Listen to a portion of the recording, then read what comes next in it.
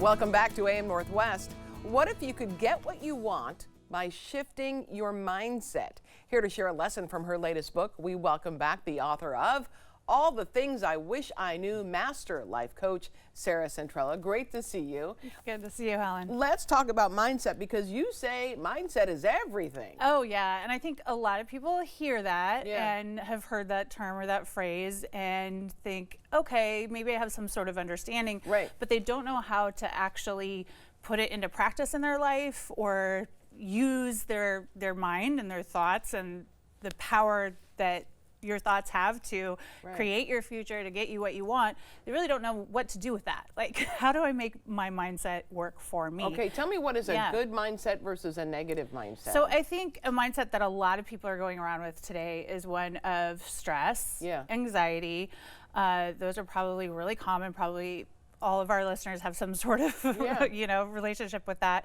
But the problem is when I'm thinking about the things that I don't want or the things that I don't like in my life, I'm actually creating them over and over and over again. So I'm almost like drawing them into my orbit by focusing on them. It's kind of like this mushroom that just grows and grows and grows, right? But a lot of people don't know what to do about that. They're like, I know this doesn't feel good. I know that when I think stressful thoughts, maybe it gives me a stomach ache. Maybe it physically makes me, not feel good. But what do I do? So that's really where I come in. And I'm so passionate about teaching people actually how to change their thoughts, because your thoughts really are predicting your future every single day. So whenever, and if anyone wants to test this theory out, all you have to do is, think of yourself working out in any capacity. If you tell yourself, I'm really tired, I don't feel good, I don't want to work out today, you're probably going to either not go or have a terrible workout, right? But if maybe the next day you try the opposite and you say, oh, I have such great energy, I feel fantastic, I'm going to have the best workout ever. You'll walk out, you'll have your endorphins, you'll feel that high. So that's a great way to just test out what your own mindset is actually doing in your life. So when you can see that correlation, then you're like, ooh, how do I get it to actually get me what I want in life? So you mentioned something called mental tennis, or mental tennis. So that's a way to change your mindset? Yes. Okay. So for me, it was really big to be able to learn some tactical tools like, okay, now what do I do if I'm feeling negative or if I'm, tearing myself down, let's say. Right. So a quick example, mental tennis is very much like, you kind of get the visual of being on a tennis court, and when you're out there and the ball is coming at you, you don't just stand there and take it. So that's what's happening in our brain all the time. These negative thoughts are just coming at us all the time. And most people are just absorbing it because they don't know what else to do. So instead, when that thought comes in, oh, I'm so tired, or I'm so overwhelmed, or I'm not good enough at this, you just want to think of like returning the serve. In other words, I'm going to reverse the sentence. So I'm going to say, I'm getting things done quickly. I'm learning, so rather than I'm overwhelmed, I execute, or I get things done quick, right? So I'm teaching myself how to have a new outcome, and I'm stopping all those things that were overwhelming me from coming into my life, and I'm learning how to change an outcome based on what those thoughts are. So instead of saying I'm tired, I'm now saying I have great energy, I'm feeling better every day. So those things actually will change your outcomes moving forward and make you feel better in the moment. You also talk about writing it out. Absolutely. So that's one of the core keys to anything that you want. If you can just get it out of your head.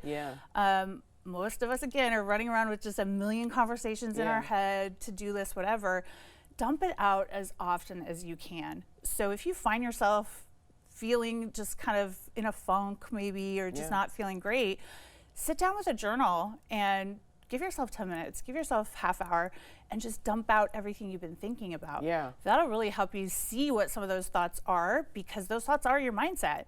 So if a lot of them are negative or just don't feel good, then just think, what is the opposite? You also mentioned something called power pause. The power of pause is another tool. So these are two of the tools that I teach. They work amazing. So power of pause is if there's something that is stressing me out on a regular basis, let's say financial, or something that's reoccurring, but it's not something I can do anything about in the moment that that thought comes up. Let's say I find myself stressing about finances all throughout the day. Well, I'm not going to change my bank account number while I'm washing dishes, right? Or while I'm driving the car. So what I want to stop doing is focusing on the thing I don't want. In other words, the stress. And to get me to do that, I have to say, I'm going to put this thought on pause. I'm going to put it in a little lockbox because it's not helping me to think about it. It's actually creating that outcome. And then on maybe Sunday morning, I'm going to sit down with my coffee and I'm going to see if I can sort this out. Again, I'm going to get that paper and I'm going to write it out. I'm going to say, is there anything I can do to change my finances? So it's a little bit of compartmentalizing, if you will. Right, that makes sense. And teaching yourself how to do that so that I'm not focusing on it 90% of the time, down to 10%.